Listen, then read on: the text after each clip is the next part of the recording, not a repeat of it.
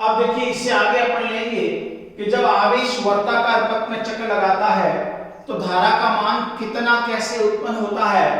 तो अपन एक प्रॉब्लम से ले रहे हैं, यदि 2 × 10⁻⁻² कूलम आवेश 1 सेकंड में 30 चक्कर घूमता है तो उत्पन्न धारा का मान कितना होगा। तो I होता है Q × F। Q आवेश का मान, F एक चक्कर में घूमे गए चक्रों की संख्या, तो ये आपके पास में आएगा 0.60 एम्पियर। एक प्रॉब्लम और दिया हुआ है, किसी चालक के अंदर धारा का मान I = 2t + 3t² एम्पियर है। तो t = 2 सेकंड से 3 सेकंड में प्रवाहित होने वाले आवेश की मात्रा निकालनी है। तो यहां देखिए धारा का मान समय के साथ परिवर्तनशील है, अपने को आवेश निकालना है। जब धारा समय के रूप में दे रखी है, आवेश निकालना है तो अपन समाकलन की प्रक्रिया करेंगे। तो देखिए I = dq/dt होता है, तो dq = I dt और q = I dt। अब अपने को इंटीग्रेशन लेना है टाइम 2 सेकंड से 3 सेकंड तक, तो 2 to 3 I की जगह लिख देंगे अपन 2t + 3t² ब्रैकेट dt। अब इस इंटीग्रेशन के अंदर अपन प्लस माइनस के साथ अलग अलग लगा सकते हैं, तो ये हो जाएगा 2t के साथ अलग से इंटीग्रेशन लग जाएगा, तो 2 बाहर आ जाएगा इंटीग्रेशन से, तो 2 to 3 t of dt plus यहां 3t² का इंटीग्रेशन करेंगे तो 3 इंटीग्रेशन से बाहर आ जाएगा, limit 2 to 3 t² of dt। अब यहां इसको लेंगे t के सापेक्ष इंटीग्रेशन, तो t के सापेक्ष इंटीग्रेशन लेंगे तो t का जितना भी घात है उसमें एक घात प्लस हो जाएगा और जितना घात बढ़ेगा उससे डिवाइड हो जाएगा। इंटीग्रेशन जो है समाकलन का उल्टी प्रक्रिया है, तो ये हो जाएगा 2t²/2, उस 2 से 2 कैंसिल। अब यह t² का इंटीग्रेशन करेंगे तो t² के इंटीग्रेशन में t की घात 3/3 हो जाएगा, एक घात जुड़ जाएगी और जो घात बनेगी उसका भाग लग जाएगा, तो यहां पर 3 से 3 कैंसिल और ये हो गया t³। अब अपन लिमिट खोलेंगे तो इस t की जगह एक बार लिखेंगे अपर लिमिट 3 का स्क्वायर, फिर माइनस डाल के इस t की जगह लिखेंगे लोअर लिमिट -2 का स्क्वायर, प्लस इस t की जगह लिखेंगे 3, तो 3 का क्यूब माइनस 2 का क्यूब, 3 का स्क्वायर 9 माइनस 2 का स्क्वायर 4 प्लस 3 का क्यूब 27, 2 का क्यूब 8, ये 5 प्लस 19 और 24 कूलम चार्ज फ्लो होगा इस समय के दौरान। इस तरह से अगर अपने को धारा समय के रूप में दे रखी है तो उस चालक से प्रवाहित होने वाले कुल आवेश का मान अपन ज्ञात कर सकते हैं। इससे आगे अपन लेंगे विद्युत चालकता या प्रतिरोधकता के आधार पर पदार्थों का वर्गीकरण। तो देखिए विद्युत चालकता या प्रतिरोधकता के आधार पर अपन पदार्थों को चालक पदार्थ ले सकते हैं, कुचालक पदार्थ ले सकते हैं और अर्धचालक पदार्थ ले सकते हैं, मिश्र धातुएं ले सकते हैं और अतिचालक पदार्थ ले सकते हैं। तो सबसे पहले अपन पढ़ेंगे चालक पदार्थ, जिसको बोलते हैं कंडक्टर्स। चालक क्या होते हैं, कंडक्टर्स क्या होते हैं? तो वे पदार्थ जिनमें मुक्त इलेक्ट्रॉनों की संख्या सर्वाधिक होती है और जिनके अंदर मुक्त इलेक्ट्रॉन मुख्य धारावाहक होते हैं। जिन पदार्थों की विद्युत चालकता का मान अधिकतम होता है एवं प्रतिरोधकता का मान या प्रतिरोध का मान न्यूनतम होता है उन्हें चालक पदार्थ कहते हैं। सभी धातुएं जैसे copper, silver, iron, aluminium, mercury इत्यादि सभी धातुएं विद्युत की सबसे अच्छी चालक होती है। उन धातुओं में भी सिल्वर जो है वो बेस्ट कंडक्टर है। सिल्वर बेस्ट कंडक्टर है। मरकरी जो है Hg वो एक द्रवित विद्युत चालक धातु है एवं मानव का शरीर, पृथ्वी और लवण घुलित विलयन जिसके अंदर अशुद्धियां घुली हुई है NaCl की, NH4Cl की, तो वो विलयन भी विद्युत के चालक होते हैं। चालकों में अर्थात धातुओं में ताप बढ़ने पर प्रतिरोधकता का मान बढ़ता है और चालकता का मान घटता है। इसी प्रकार चालकों के अंदर अशुद्धि को मिलाते हैं तो भी उसकी प्रतिरोधकता बढ़ती है एवं चालकता घटती है। फिर अपन लेते हैं दूसरी तरह के पदार्थ, कुचालक पदार्थ, जिसको कहते हैं इंसुलेटर्स। वे पदार्थ जिनके द्वारा विद्युत का चालन नहीं होता है, जिनकी प्रतिरोधकता या प्रतिरोध का मान सर्वाधिक होता है, जिनमें मुक्त इलेक्ट्रॉन्स नहीं पाए जाते हैं, उन्हें कुचालक पदार्थ कहते हैं। जैसे rubber, plastic, glass, quartz, ebonite, Bakelite, wax, ये सभी कुचालक पदार्थ है। जहां हमें विद्युत का चालन रोकना है वहां कुचालक पदार्थों का उपयोग करते हैं।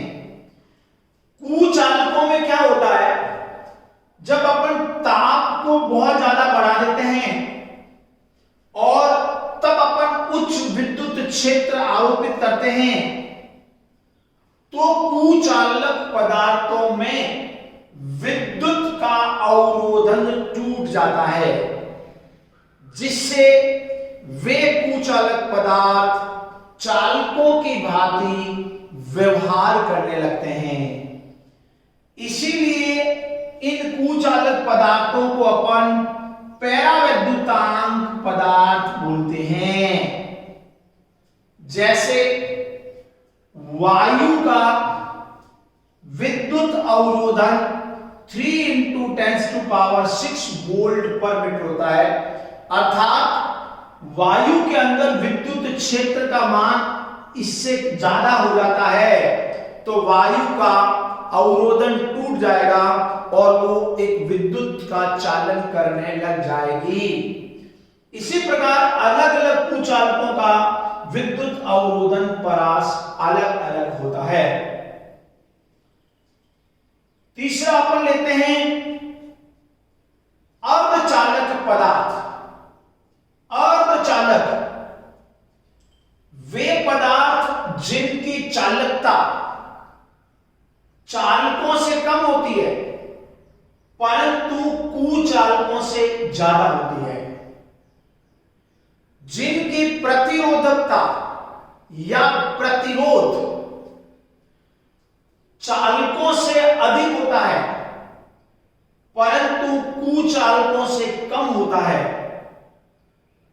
और जिन पदार्थों में सहसंयोजी बंध पाए जाते हैं एवं जिनमें मुक्त इलेक्ट्रॉन्स व होल्स दोनों के द्वारा धारा का प्रवाह होते हैं, जिनमें होल्स और मुक्त इलेक्ट्रॉन्स दोनों ही धारावाहक का कार्य करते हैं, उन्हें अर्धचालक पदार्थ कहते हैं। जैसे silicon, germanium, gallium arsenide, indium phosphate, ये अर्धचालक पदार्थ है। ताप बढ़ने पर अर्धचालकों में सहसंयोजी बंध टूटते हैं, जिससे आवेश वाहकों या धारा वाहकों की संख्या में वृद्धि होती है और उनकी चालकता बढ़ती है। इसी प्रकार अर्धचालकों में अशुद्धि मिलाने से भी उनकी चालकता बढ़ती है।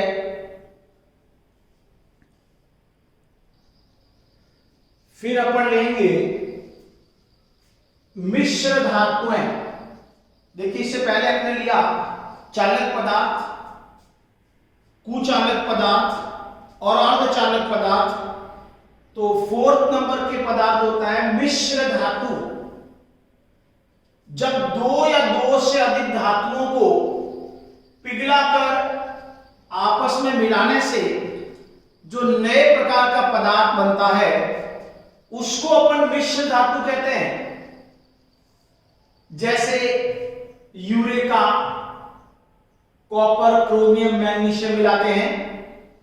मैग्नन, जिसके अंदर मैंगनीज, कॉपर, निकल मिला होता है। नाइक्रोम, कॉन्स्टेंटन, फ्यूज का तार जिसमें टिन और लेड का मिश्रण होता है। ये सब मिश्र धातु हैं।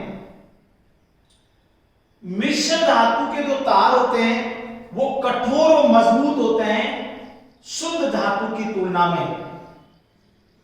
मिश्र धातुओं का प्रतिरोध व प्रतिरोधकता का मान भी शुद्ध धातुओं की तुलना में अधिक होता है।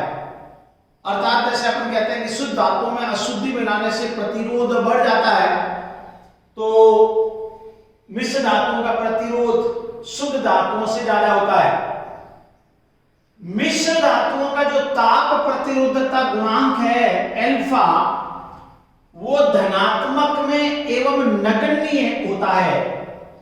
अतः ताप परिवर्तन के साथ मिश्र धातुओं की प्रतिरोधकता एवं प्रतिरोध पर कोई प्रभाव नहीं पड़ता है। मतलब ताप को बदलने से मिश्र धातुओं के प्रतिरोधकता में नगण्य परिवर्तन होता है।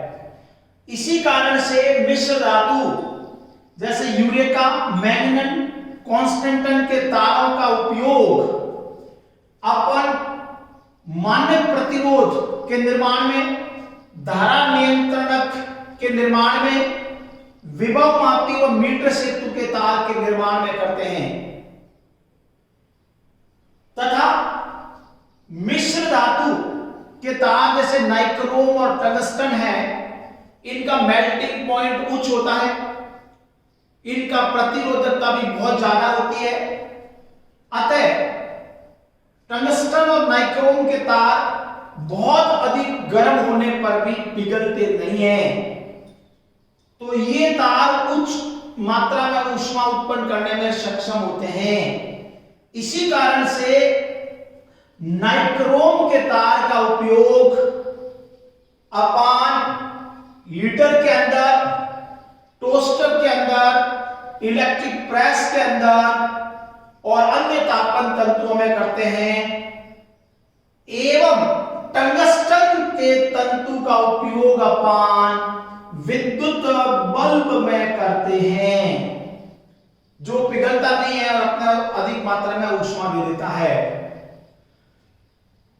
अब फ्यूज तार भी एक मिश्र धातु का होता है जिसमें टिन और लेड मिला होता है, परंतु उस फ्यूज तार की प्रतिरोधकता और गलनांक, मेल्टिंग पॉइंट कम होने के कारण इसका उपयोग अपन घरों के अंदर घरेलू विद्युत उपकरणों को जलने से बचाने में करते हैं। इस फ्यूज तार को अपन विद्युत मीटर के बाद लगाते हैं। जब भी एक लिमिट या सीमा से ज्यादा करंट इस फ्यूज तार में आता है तो पिघल कर टूट जाता है और घरों के अंदर आने वाली विद्युत सप्लाई बंद हो जाती है, जिससे वो विद्युत उपकरण सुरक्षित रह जाते हैं। इससे आगे अपन बात करते हैं अति चालक पदार्थ, सुपर कंडक्टर्स। देखिए कैमरलिन ऑनस नाम के वैज्ञानिक ने सुपर कंडक्टर पदार्थों की खोज की थी। कैमरलिन ऑनस के अनुसार कुछ पदार्थ जैसे लेड है, मरकरी है, कोबाल्ट है, इन पदार्थों का ताप -267 डिग्री या -270 डिग्री सेंटीग्रेड अर्थात 4 केल्विन से 10 केल्विन तक कर देते हैं, 0 केल्विन के आसपास ले जाते हैं। तो इन पदार्थों का प्रतिरोध अचानक घटकर शून्य हो जाता है और इन पदार्थों की चालकता अचानक बढ़कर अनंत हो जाती है। तो ऐसे पदार्थ जिनका प्रतिरोधकता 0 केल्विन ताप के आसपास शून्य होती है और चालकता अनंत होती है, उन पदार्थों को अपन अति चालक पदार्थ कहते हैं और पदार्थों के इस गुण को अति चालकता कहते हैं। वह ताप जिस पर पदार्थों की प्रतिरोधकता अचानक घटकर शून्य हो जाती है या चालकता का मान अचानक बढ़कर अनंत हो जाता है, उस ताप को अपन क्रांतिक ताप कहते हैं। जैसे मरकरी के लिए क्रांतिक ताप 4 केल्विन के आसपास होता है, लेड के लिए क्रांतिक ताप 7 केल्विन के आसपास होता है, जिनकी प्रतिरोधकता अचानक 0 हो गई और चालकता उनकी बढ़ गई।